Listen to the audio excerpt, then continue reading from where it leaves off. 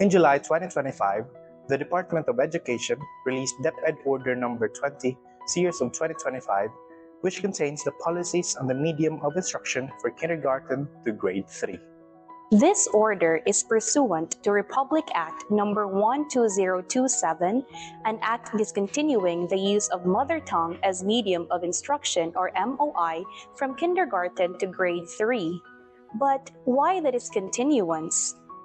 Well, the RA 10533 or Enhanced Basic Education Act of 2013 has mandated the use of the learner's native language as the MOI, or more commonly known as the Mother Tongue-Based Multilingual Education, or MTB-MLE program.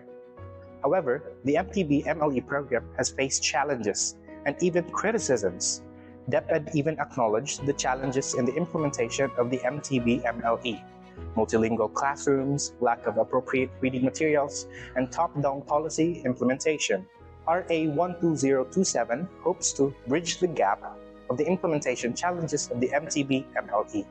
However, it seems that that is not the case.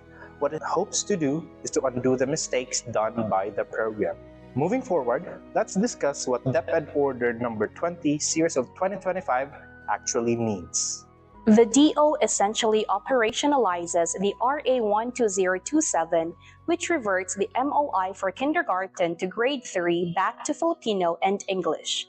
Though such is the case, the DO still recognizes the first language of the learners as a foundational resource. Hence, the L1 is retained, but now as an auxiliary language for instruction. Perhaps getting off from the one-size-fits-all challenges of the MTB-MLE program, the DO now offers options to schools in deciding what and how MOI will be implemented. 1. Filipino and English as primary MOI. 2. Filipino and English with regional languages as auxiliary. 3. First language of learners as primary MOI with a gradual introduction to Filipino and English. And 4. IP language as primary MOI with gradual introduction to Filipino and English. In the DO, this gradual introduction is enabled by translanguaging, which has been mentioned 9 times within the DO. But what is translanguaging and what does it really mean? In the DO, its operational definition is: translanguaging refers to a pedagogical strategy and classroom technique that allows learners to draw from their full linguistic repertoire, including their first language, Filipino, English, and regional languages, to make meaning, clarify concepts, and scaffold learning. It is especially used in multilingual classrooms to support continuity in comprehension and learning progression. While translanguaging may be commonly viewed as just code switching with a different name, it is actually not. Translanguaging encompasses the full linguistic repertoire of an individual in the meaning-making process. Multilingualism, in which code switching is one of its concepts, multimodality, and multisemiotics. First, in translanguaging, multilingual speakers are not seen as individuals who traverse between linguistic systems of languages. Instead, translanguaging posits that there is only one linguistic inventory composed of different linguistic systems that individuals possess. Second, individuals do not just make and interpret meanings in one single modality, either spoken or written. They use both either one at a time or simultaneously. Like in principles of learning to read, sounds are converted into symbols of an alphabet system. Third, meaning-making and interpretations are not confined within the verbal system, whether written or spoken words. Meanings are also embedded in other forms of symbols, like figures, photos, shapes, color, etc. These 3 concepts encompass translanguaging. If translanguaging were a bridge, then its pillars would be built upon science, the cognitive, social-linguistic, and pedagogical foundations that explain how multilingual minds make meaning. Neurolinguistic studies have revealed that multilingual individuals do not store languages in separate compartments of the brain. Instead, the brain functions as an integrated linguistic system, drawing from a shared neural network that activates across all languages. When learners translanguage, they are not switching between separate linguistic codes.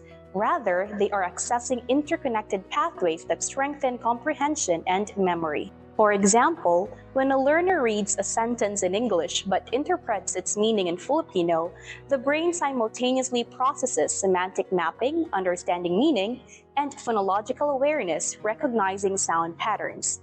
This interplay deepens retention and improves reading fluency. Translanguaging, then, is not linguistic confusion, it is cognitive efficiency. It allows learners to maximize their entire mental lexicon to decode, infer, and understand meaning. Beyond the brain, translanguaging is also social.